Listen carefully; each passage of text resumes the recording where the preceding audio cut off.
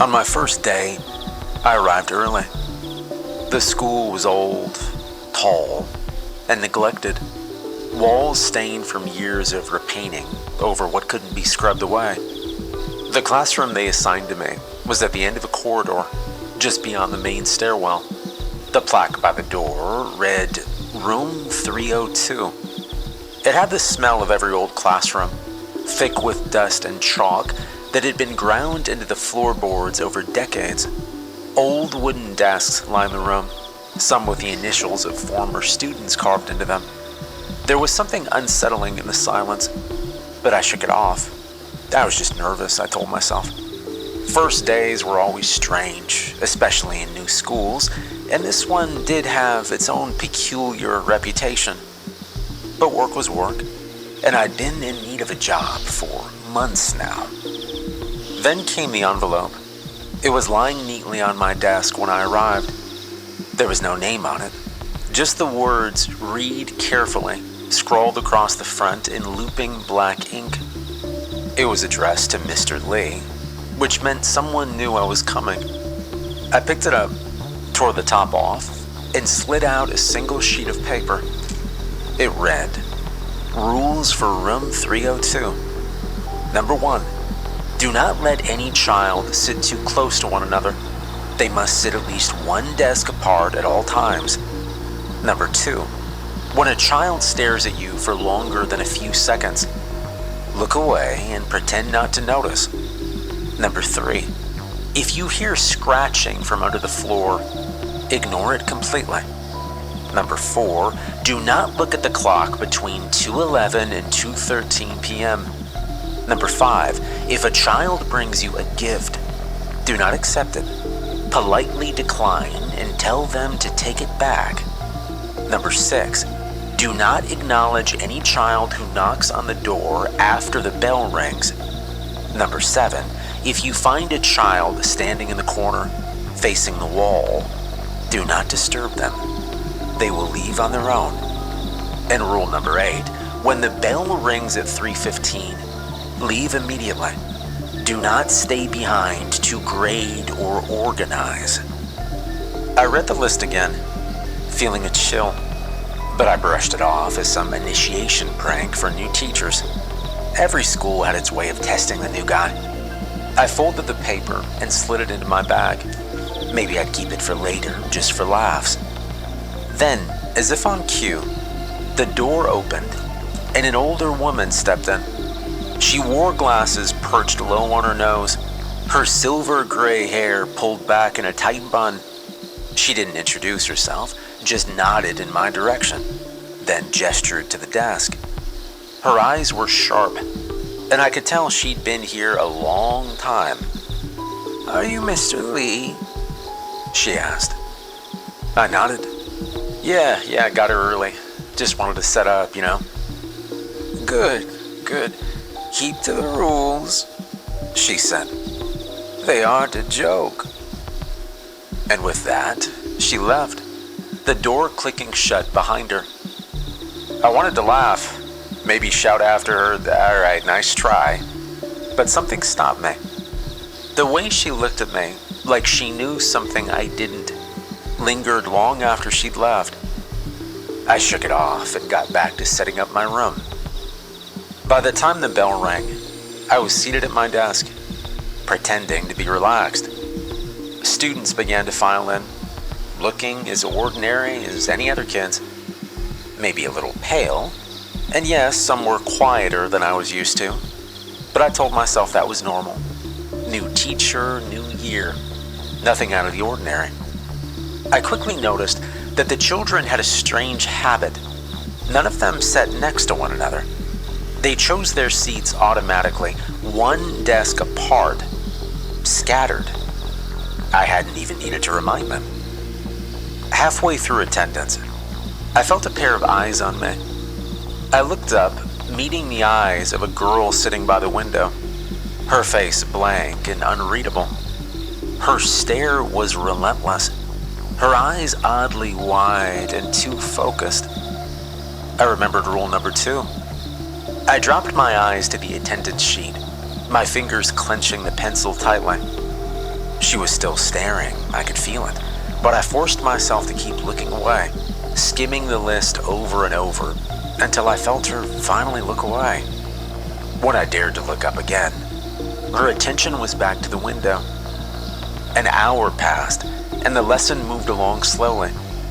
I was going over multiplication tables, trying to gauge their attention spans, which seemed remarkably good, but only because they didn't fidget.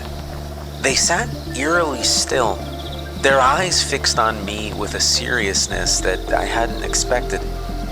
Then, during silent reading time, I heard it. A scratching, faint but distant, coming from below the floorboards. I stiffened. I wanted to look down, but rule number 3 surfaced in my mind. Ignore it completely. I kept reading out loud, forcing my voice to stay steady. The scratching grew louder, as if something just below us was clawing, trying to break through. It was hard not to react, but I forced myself to focus on the book, willing the noise to fade. The scratching finally stopped. A few of the kids exchanged looks, but none of them said a word about it. They returned to their books, and I realized that this was normal to them. They'd heard that noise before. I told myself I'd get through this day. I just had to follow the rules. During the next activity, I noticed 2 students, a girl and a boy, eyeing each other with what seemed like thinly veiled contempt. The boy had unnaturally sharp features. His eyes were the strange cold gray.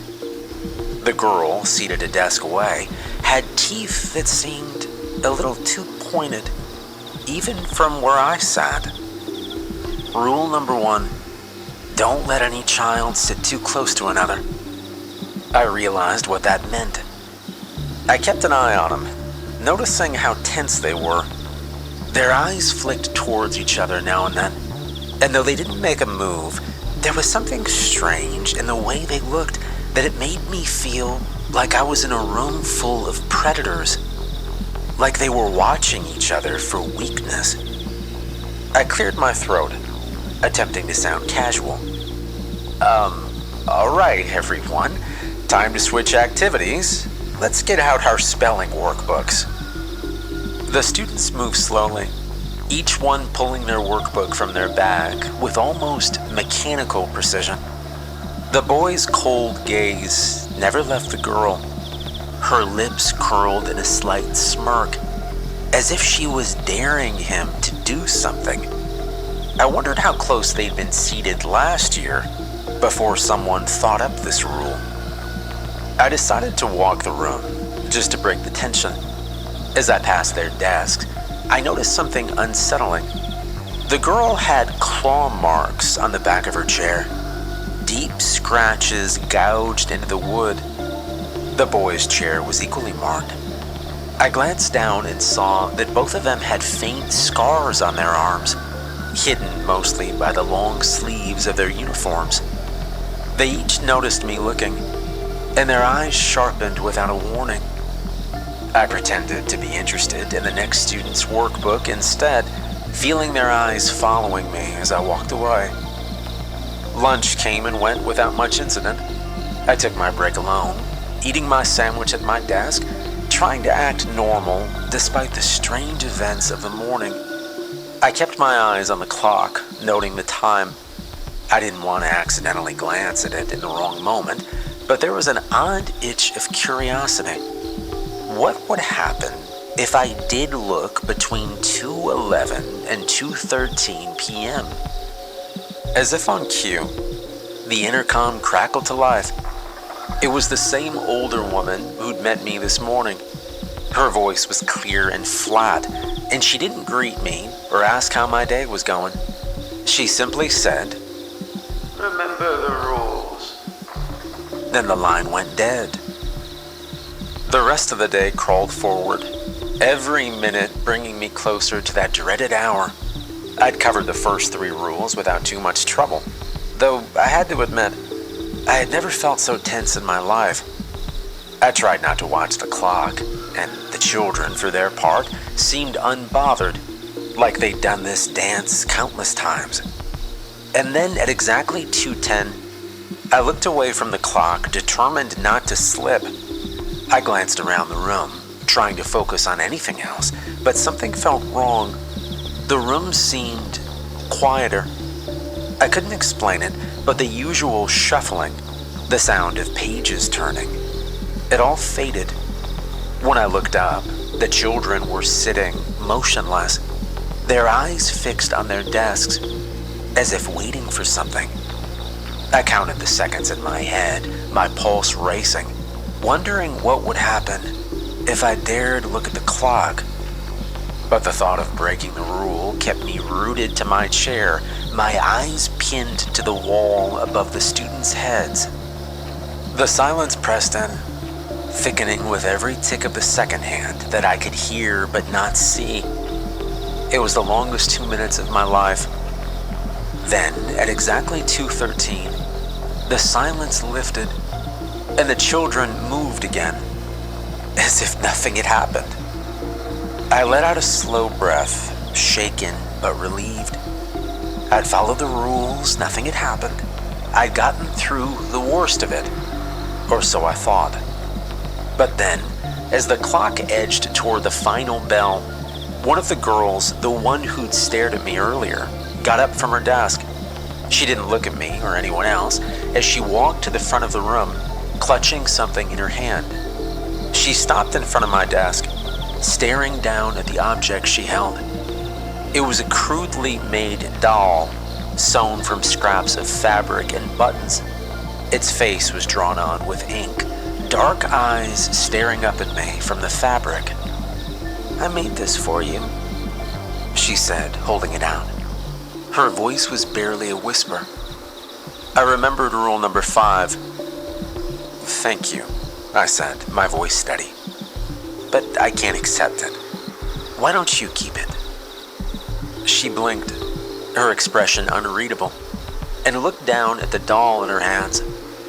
For a moment, she looked almost hurt, but then, with a strange, vacant nod, she turned and walked back to her desk, tucking the doll into her bag. I glanced at the clock, noting that we only had a few minutes left. I just needed to get through until the bell. But as I looked back at the class, I saw a boy standing in the corner, facing the wall. He hadn't been there a moment ago. My stomach twisted as Rule 7 echoed in my mind. Do not disturb them. They will leave on their own. He was completely still, hands at his sides, head tilted downward. The other students ignored him, eyes forward, as if he didn't exist. I forced myself to turn back to my desk, fighting the urge to glance over my shoulder. Seconds ticked by, each one stretching longer than the last, until I heard the bell ring. I didn't hesitate. I grabbed my things, barely sparing a glance at the class as I walked out the door. The older woman was standing by the exit watching me. She didn't smile or say anything, but there was a flicker of something in her eyes. Approval, maybe. Or pity, I couldn't tell. "You did well," she murmured as I passed, almost too softly to hear. Outside, the afternoon air was sharp and cold, biting at my skin as I walked to my car. I didn't look back at the building, didn't want to risk even a glimpse of room 302 through one of its grimy windows. I told myself I'd get used to it. Maybe it was just a rough first day and that things would get easier. But as I drove away, I couldn't shake the feeling that I'd left something behind, or that something had followed me. That night, I tried to push everything from my mind. I chalked it up to my nerves, strange kids, a strict set of rules meant to scare the new guy. I'd been sleep deprived, and who knew, maybe my mind was playing tricks on me. But as I lay in bed, staring at the ceiling, I could still feel those strange, hollow eyes on me. Every time I closed my eyes, I saw them. The boy standing in the corner, the girl with her doll, the silent classroom waiting as if for something hidden in the silence. I slept poorly, plagued by a dream where I stood alone in room 302, counting desks in the darkness, feeling like I was waiting for something that never came. I'd look down at the clock, its hands locked at 2:12, ticking but never moving. I'd wake up to the pitch black room, my heart hammering, and stare into the darkness, half expecting to see one of those kids standing in the corner. The next morning, I arrived at school early again, determined to keep the routine steady. If the kids were playing some game, or if this school had its own bizarre culture, I'd just handle it. I'd managed unruly classes before, and I wasn't about to let a bunch of middle schoolers spook me out of a job. Room 302. It felt different, though. As I walked in, the air was stale, almost thicker, as if something had changed overnight. I checked around the desks, almost on instinct, and froze. The desk where the boy with the gray eyes had sat the day before was empty, bare of all the usual scattered papers and books that the other students left behind. And there was something else, a faint, dark stain near the corner of the desk, as if someone had spilled ink or something else. The bell rang, jolting me out of my thoughts, and students began to trickle in. The kids filed in one by one, taking their seats with that same robotic precision. The girl who had offered me the doll entered last. She hesitated at the door, glancing toward the empty desk, and for the first time, I saw a flicker of emotion on her face. And then, as if catching herself, she took her seat by the window, turning her face away from me. After I took attendance, I couldn't help myself. "Hey, where's..." I stopped, realizing I couldn't remember the boy's name. I'd taken it down yesterday, but it slipped from my mind. I cleared my throat, trying again. "Anybody know where the boy who sat there is today?" The silence that followed was suffocating. Every eye turned toward me, blank and unreadable. Not a single one spoke. Even the girl by the window refused to look at me. Her shoulders were tense, her eyes fixed downward. I tried to shrug it off, but there was tension in the room. I turned to the lesson plan, guiding them through their work, trying to ignore the unease in my stomach. The kids moved through their exercises, their faces expressionless, their eyes too wide and glassy. The day stretched on, slower than before, each hour bleeding into the next. By lunch, I felt like I'd been there for days. I couldn't stop glancing over my shoulder, half expecting to see that gray-eyed boy sitting in his seat or standing in the corner watching me. The other teachers ate in a separate lounge, but I wasn't sure I wanted to talk to them about this. They probably thought I was the weird one. And then, just after lunch, I found another note on my desk.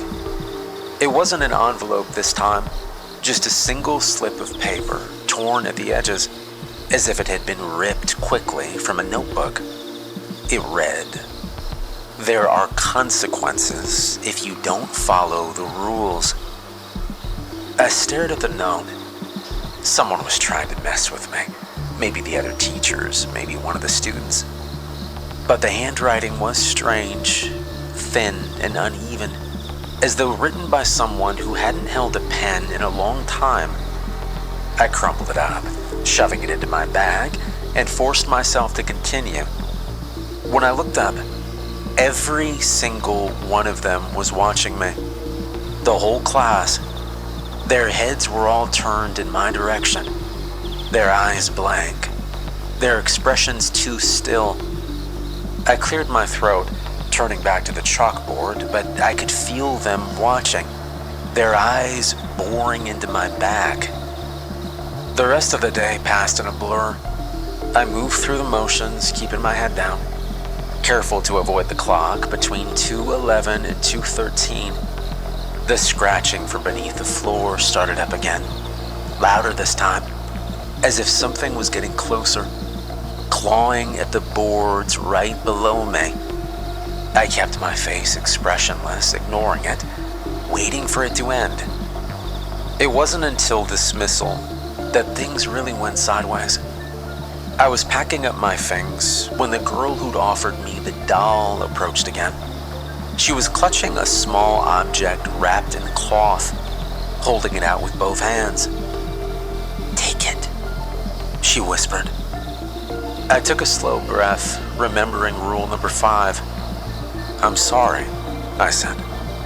"I really can't. Why don't you keep it, okay?" Her expression darkened, and for a moment, her lips curled into something close to a snarl. But then, as quickly as it appeared, the expression vanished, and she looked down at the wrapped object, clutching it to her chest. "I tried to warn you," she murmured. She turned and walked to the door, joining the other students as they filed out in silence. The bell rang, and I packed up quickly, remembering rule number 8. I grabbed my things, checking the room one last time to make sure I hadn't left anything, then headed for the door. As I reached the threshold, I felt a strange urge to look back. Just one last look, you know? Something about that empty classroom felt wrong.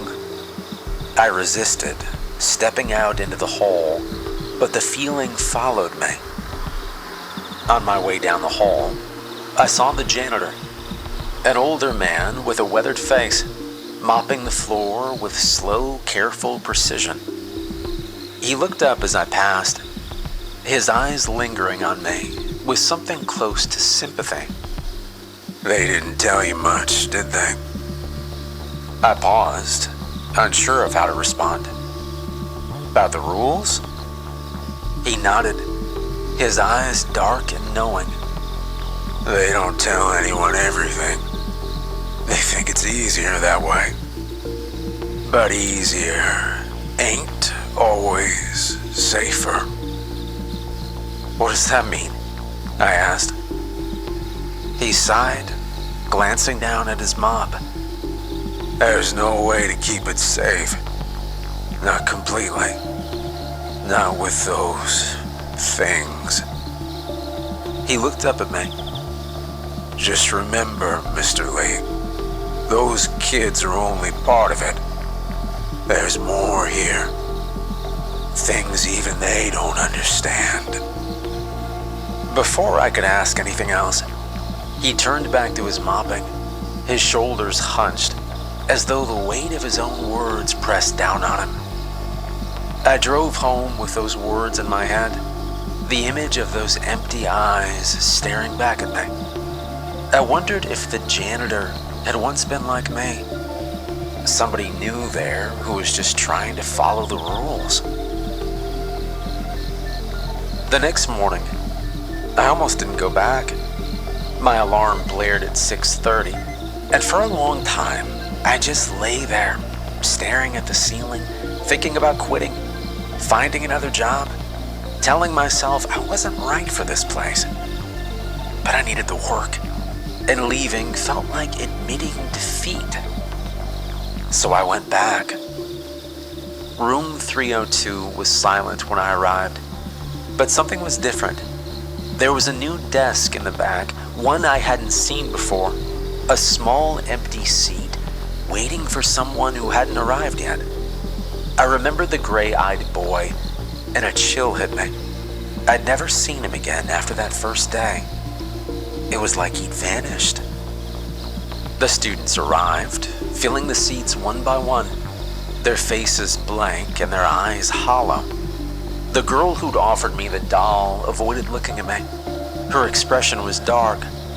When she took her seat, I noticed something in her hand, a small wrapped bundle, just like the one she'd offered me the day before.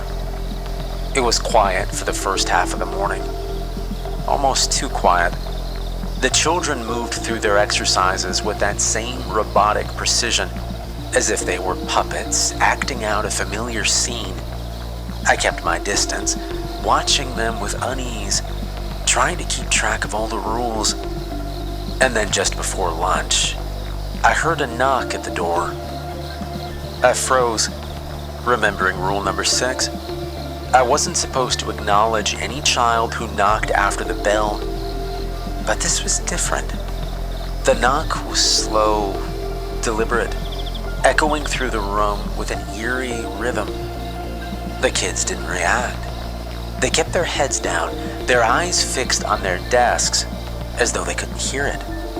I stared at the door, my hand halfway to the doorknob, and then I caught myself. The rule was clear. Don't acknowledge it. The knock continued, louder now. A steady, insistent sound that seemed to reverberate through the walls. I gritted my teeth, forcing myself to ignore it, to focus on the lesson, to pretend I couldn't hear the door shaking on its hinges. But then, just as suddenly as it started, the knocking stopped. After a moment, I exhaled, my shoulders slumping with relief. Whatever that had been, it was over now.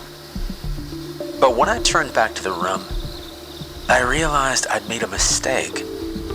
The students were no longer sitting at their desks.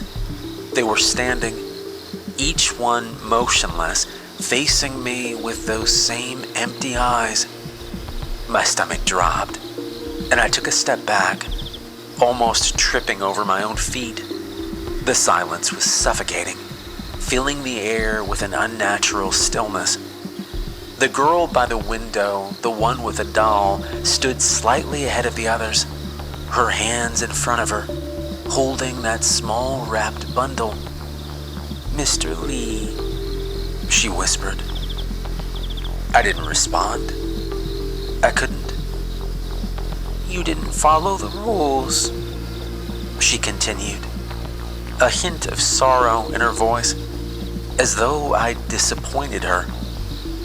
I did," I blurted out. "I didn't break any rules." She tilted her head, her eyes narrowing slightly.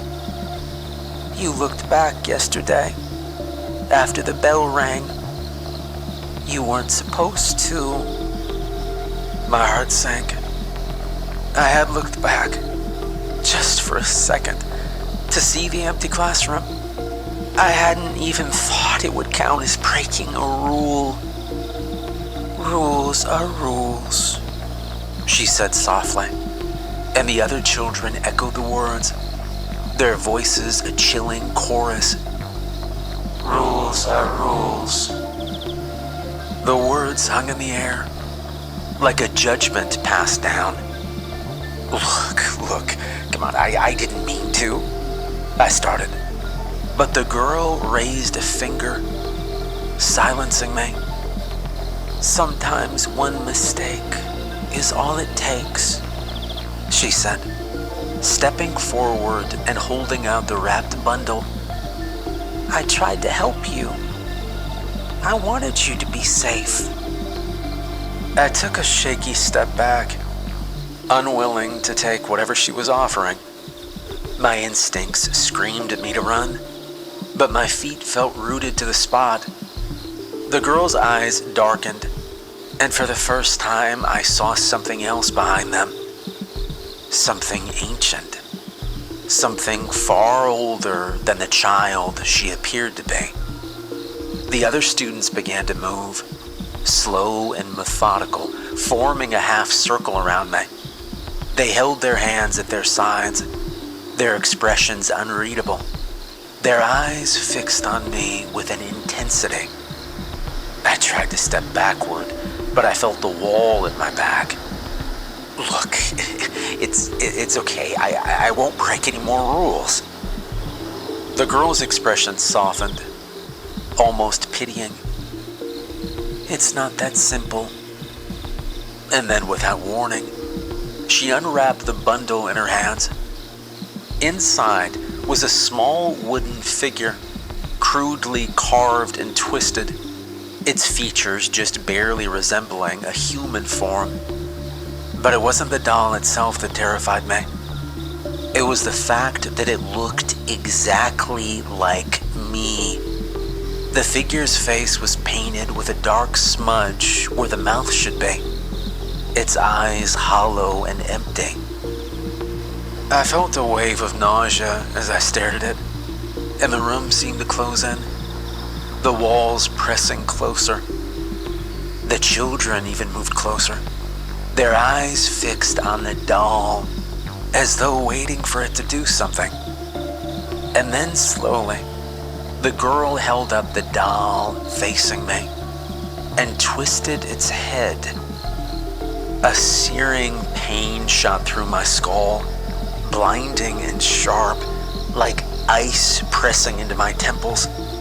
I clutched my head, doubling over, barely able to keep myself upright.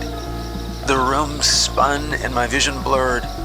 It felt like my very thoughts were being pulled apart, like strings unraveling in my mind. I tried to scream, but no sound came out. My throat was closed, my voice gone. I was trapped in my own silence, the agony radiating through every nerve. The children's voices began to echo in my ears, distorted and overlapping, their words merging into a single relentless chant. One mistake is all it takes. I could feel the weight of their stares pressing in on me. I wanted to run, but my body wouldn't do it. I was frozen. The pain in my head got worse, and I could feel something pulling at me. It was suffocating. And then, just as suddenly as it started, the pain stopped. I collapsed to my knees, my vision swimming as I struggled to regain control. When I looked up, the children were still watching me, their expressions blank, but their eyes seemed different. They were sharper, more focused, as if they were studying me, waiting to see what I'd do next. The girl with the doll knelt down in front of me, her face inches from mine. "You have to stay here now," she said softly. I tried to shake my head, to protest, but the words wouldn't come. My throat felt tight, my body numb. I could feel the pull of the doll, the way it seemed to reach inside me, like it was anchoring itself to my very soul. The bell rang, signaling the end of the day, but none of the students moved. They stood there watching me, as if waiting for something. And then slowly, they began to file out of the room, one by one, their faces expressionless, their steps eerily synchronized. The girl was the last to leave, pausing at the door to look back at me one final time. "See you tomorrow, Mr. Lee. We'll try and be nice." When the last of them left, I staggered to my feet, clutching the desk for support. I glanced around the room, my heart pounding, my heart racing. I took a shaky breath, trying to steady myself, but I could still feel the doll's presence. I knew deep down that something had changed, that I'd left something behind, or that something had latched onto me, pulling me into a world I couldn't escape. For a long time, I just stood there, staring at the empty classroom, the desks arranged in their neat rows, the faint scratches on the floorboards barely visible in the dim light. It looked ordinary, but I knew better. Months have passed since then. Maybe years, I don't know anymore. But every day is kind of the same. I come in, follow the rules, teach the lessons, and ignore the strangeness of it all. I see the doll on my desk, watching me with those empty eyes, its head twisted at an odd angle, and I always feel the pull of it. The rules have become second nature. I avoid the clock between 2:11 and 2:13. I ignore the scratching from below, whatever the hell that is, the knocking at the door, the children's strange looks. I've gotten to know the kids more, actually. Some are very scary, but most of them aren't that bad. They do like to learn. They always pay attention. They actually even remembered my birthday and got me a special cake. It was really good, actually. It tasted like strawberries and memories. I do wish I could leave, though, or at the very least have the summers off. Every morning I wake up knowing I have to go back to that room. I've become a part of the rules, a fixture there. And no matter how much I want to, I know that I can never leave.